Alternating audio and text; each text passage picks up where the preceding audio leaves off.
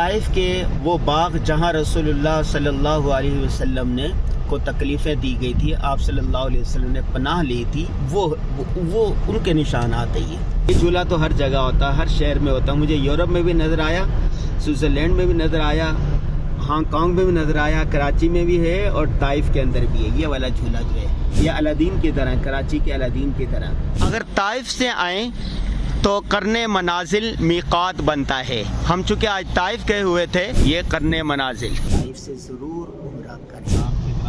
ہاں، صاف کی طرح بل کھاتا ہوا جی۔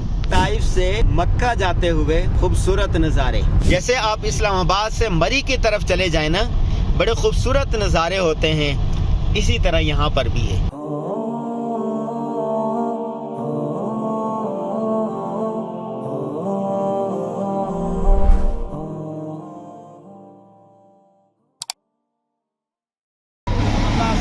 علیہ وسلم کے مبارک قدم جہاں جہاں پڑے ہیں، کوشش کرتے ہیں کہ ان کا دیکھ کر اپنی آنکھیں ٹھنڈی کی جائے۔ اسی آثار کی تلاش میں ہم طائف آئے تھے۔ طائف کا سفر مکمل ہو چکا ہے۔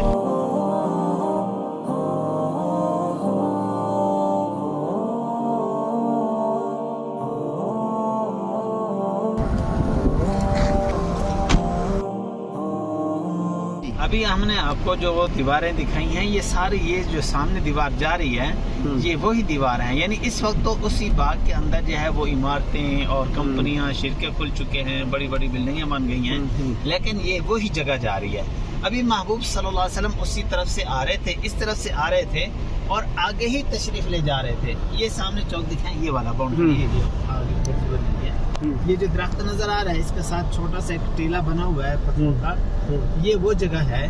یہاں پر محبوب صلی اللہ علیہ وسلم بچے پتھر مار رہے تھے، تنگ کر رہے تھے، تو اس جگہ پر آ کر محبوب صلی اللہ علیہ وسلم بے ہوش ہو کر گر گئے۔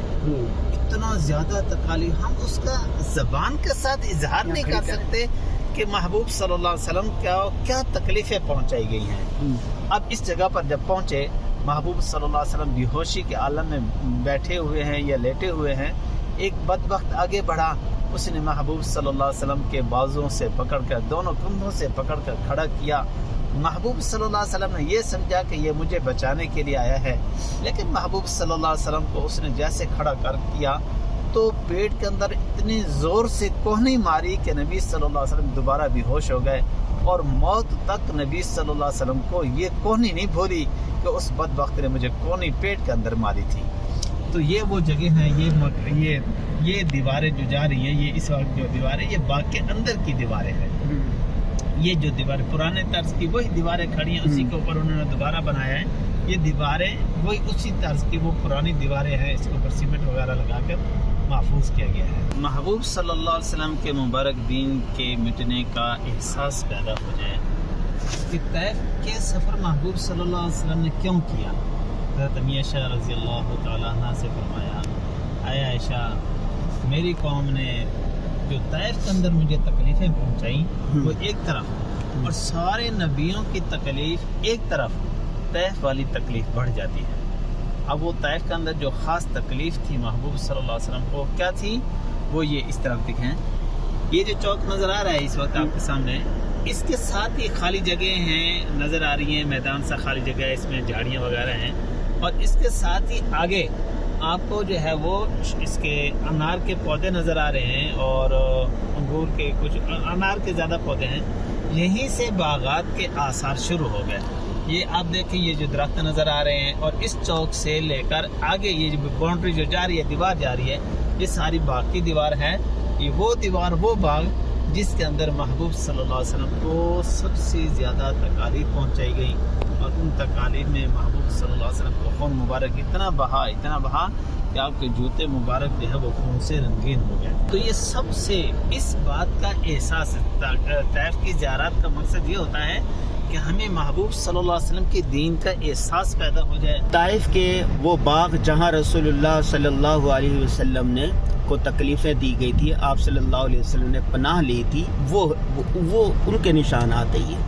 یہیں وہ باغات تھے۔ یہ طائف کے پارک ہیں، جیسے جھولے نہیں ہوتے، یہ مختلف جھولے۔ یہ جھولا تو ہر جگہ ہوتا ہے، ہر شہر میں ہوتا ہے۔ مجھے یورپ میں بھی نظر آیا، سوئٹزرلینڈ میں بھی نظر آیا، ہانگ کانگ میں بھی نظر آیا، کراچی میں بھی ہے اور طائف کے اندر بھی ہے یہ والا جھولا جو ہے، اور بھی جھولے ہیں، وقت نہیں ہے ورنہ بچہ پارٹی کو انجوائے کرواتے ہیں ان جھولوں کا۔ یہ یہاں کا پارک ہے، طائف کے پارک، مکہ کے پارک تو آپ نے دیکھے تھے ویلاگ میں، یہ الادین کی طرح، کراچی کے الادین کی طرح۔ اس طرف بھی تھا پارک، اس طرف بھی ہے۔ اوپر پہاڑ کے اوپر یہ سعودی عرب کا جھنڈا بنا ہوا ہے، لا الہ الا اللہ محمد الرسول اللہ۔ اگر طائف سے آئیں تو قرن منازل میقات بنتا ہے۔ ہم چونکہ آج طائف گئے ہوئے تھے، احرام باندھیں گے، یہ میقات ہے ہمارا قرن منازل، ہمیں یاد نہیں تھا، ہمیں بتایا، ہمارے پاس تو احرام تھا، بچہ پارٹی کے لیے یہاں سے ہم احرام لے رہے ہیں یہاں سے، اور انشاءاللہ نیت کریں گے اور نفل پڑھیں گے اور احرام باندھ کر عمرہ کریں گے۔ یہ قرن منازل کے باہر کے منازل، میقات قرن منازل کے باہر کے میقات۔ طائف سے آئیں تو یہ میقات ہے، چاروں طرف پہاڑیاں، چاروں طرف پہاڑیاں ہیں اس کی۔ اگر احرام نہ ہو کسی کے پاس تو یہاں سے خرید سکتے ہیں، مختلف جگہ ہیں یہ خریداری کے لیے یہاں پر۔ قرن منازل مسجد، اندر سے خوبصورت مناظر، ماشاءاللہ ماشاءاللہ۔ باہر سے نکلے مسجد کے تو اس طرح کے نظارے نظر آتے ہیں، بہت خوبصورت نظارہ، چاروں طرف پہاڑ ہی پہاڑ ہیں اس کے۔ یہ جو میقات ہے اس کے چاروں طرف پہاڑ ہے۔ قرن منازل مردوں کے لیے الگ جگہ ہے، عورتوں کے لیے الگ جگہ ہے نماز پڑھنے کی۔ طائف بہت خوبصورت ہے، ہرا بھرا ہے، تو یہاں پر یہ بھی دیکھیں اور دوسری طرف سے نکل جائیں۔ مسجد کا نام ہی قرن منازل ہے۔ یہ دیکھیں لوگ احرام باندھ رہے ہیں یہاں پر، یہ دیکھیں تعلیم کے لیے مختلف حلقے لگتے ہیں، تعلیم کے لیے جگہ بنی ہوئی ہے جہاں تعلیم کی جاتی ہے، افطاری کا بھرپور انتظام ہوتا ہے۔ یہ دیکھیں یہ دوسری طرف سے، یہ دیکھیں حجاج کرام معتمرین جب آتے ہیں تو یہیں سے احرام باندھتے ہیں۔ بہت وسیع جگہ بنائی ہے، سعودی حکومت نے حجاج کرام کے لیے بہت سہولیات دے دی ہیں۔ بسم اللہ الرحمن الرحیم۔ قرن منازل بھی میقات ہے۔ جب آپ طائف سے آئیں تو قرن منازل میقات کہلاتا ہے۔ یہ میں قرن منازل مسجد میں کھڑا ہوں، تو ہم طائف کے ہوئے تھے، طائف سے آئے ہیں تو احرام باندھنا ضروری تھا، تو یہاں سے ہم نے فیملی کے ساتھ احرام باندھا ہے اور نوافل پڑھے، نیت کر لی ہے اور اب جا رہے ہیں عمرہ کرنے کے لیے۔ الحمدللہ اللہ تبارک و تعالیٰ نے کئی میقات سے عمرہ کروا دیا، مدینہ منورہ سے بھی، ذوالحلیفہ سے عمرہ کروا دیا، مسجد عائشہ سے بھی عمرہ کروا دیا، یہ لملم جو پاکستان والوں کا وہاں سے بھی عمرہ کروا دیا، طائف سے آئے تو بھی عمرہ کروا دیا۔ یہ اللہ تبارک و تعالیٰ کا فضل و کرم ہے۔ یہ میقات جو بنا ہوا بڑا خوبصورت بنا ہوا، بڑی اچھی جگہ پر بنا ہوا ہے، تو آپ بھی جب کبھی طائف آئے تو طائف سے ضرور عمرہ کریں۔ طائف سے مکہ کی طرف بنایا گیا نیا خوبصورت راستہ، ٹیڑھے میڑھے، ہاں صاف کی طرح بل کھاتا ہوا۔ جی یہ پورا راستہ یوں ہے یا کچھ راستہ ہے؟ 45 کلومیٹر یوں ہے یہ۔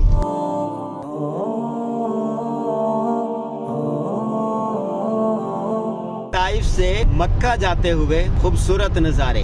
طائف بہت خوبصورت ہے، ہریالی زیادہ ہے یہاں پر، پارک بہت خوبصورت بنے ہوئے، بلڈنگیں اچھی ہیں، اور اس راستے سے بھی آپ دیکھ رہے ہیں جو طائف سے مکہ جا رہا ہے کہ دیکھیں ہریالی ہے، پھول بوٹے نظر آ رہے ہیں، جبکہ آپ مکہ سے مدینہ جائیں گے تو ایسا نہیں ہے۔ اس کی وجوہات کیا ہیں؟ ویلاگ میں، گزشتہ ویلاگ میں شیخ خلیل صاحب تفصیل کے ساتھ بتا چکے ہیں۔ طائف سے مکہ جاتے ہوئے میقات آتا ہے اور وہاں سے عمرے کا احرام باندھنا ضروری ہے، تو اب ہم وہاں جا رہے ہیں، عمرے کا احرام باندھیں گے۔ طائف سے مکہ کی طرف جو نیا راستہ بنا ہے بڑا خوبصورت ہے، دیکھیں جگہ جگہ کیبل کار بھی ہے، یہ نظر آ رہی کیبل کار، اور جگہ جگہ بندر بھی ہیں، خوبصورت نظارے ہیں۔ ہاں یہ چشمہ بھی ہے جی، جیسے آپ اسلام آباد سے مری کی طرف چلے جائیں نا، بڑے خوبصورت نظارے ہوتے ہیں، اسی طرح یہاں پر بھی ہے۔ وہ دیکھیں کیبل کار،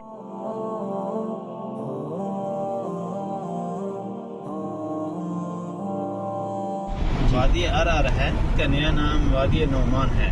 یہ مکہ اور طائف کے درمیان ایک بہت پیارا علاقہ ہے، صحت، آب و ہوا اور پانی کے لحاظ سے یہ بہت ہی اچھا علاقہ مانا جاتا ہے، کیونکہ مکہ میں گرمی ہوتی ہے اور طائف کے اندر سردی ہوتی ہے، اور ان دونوں کے درمیان یہ علاقہ ہے جس کو وادی ارار بھی کہتے ہیں۔ پرانا نام وادی ارار ہے اور نیا نام، اس کا نام وادی نعمان ہے۔ وادی نعمان، اور اس میں ایک زبردست چیز جو یہ ہے، یہاں پر چشمے ہوا کرتے تھے کسی زمانے کے اندر، چشمے، اور اب چشمے تو نہیں ہیں، لیکن اب یہ ہے کہ اس کا نیچے کا جو پانی ہے، زمینی پانی، وہ بہت ہی اچھا ہے، میٹھا ہے، اور یہ ہمارے سامنے فصلیں بھی ہوئی کاشت ہوئی ہیں، فصلیں کافی ساری یہاں کاشت ہوئی ہیں، اور زرعی علاقہ بھی ہے، زرعی علاقہ ہے یہ۔ اور اس سے بڑی بات، جب زبیدہ خاتون رحمہ اللہ نے نہر زبیدہ بنائی تھی 1071 عیسوی کے اندر، جو اس نے اپنے حق مہر سے بنوائی تھی، اپنے پیسوں سے، حق مہر کے پیسوں سے بنوائی تھی، تو عراق سے دریائے فرات سے نکالی گئی، اور عراق سے ایران، ایران سے شام، ایران سے طائف کے راستے ہوتے ہوئے اسی علاقے سے گزارا گیا، وادی ارعر سے۔ اچھا، وادی اس کو نہر زبیدہ کو اسی علاقے سے گزارا گیا۔ اس کی مین وجہ یہ تھی کہ اس کے جو چشمے تھے، صاف ستھرے بہترین میٹھے پانی کے چشمے، وہ نہر کے اندر ڈالے گئے تھے، تاکہ نہر کا پانی جو اتنے دور سے آ رہا ہے، ہزاروں کلومیٹر سفر کر کے آ رہا ہے، پانی خراب ہو جاتا تھا، تو جو ہے تاکہ یہ پانی صاف ستھرا پانی مل جائے۔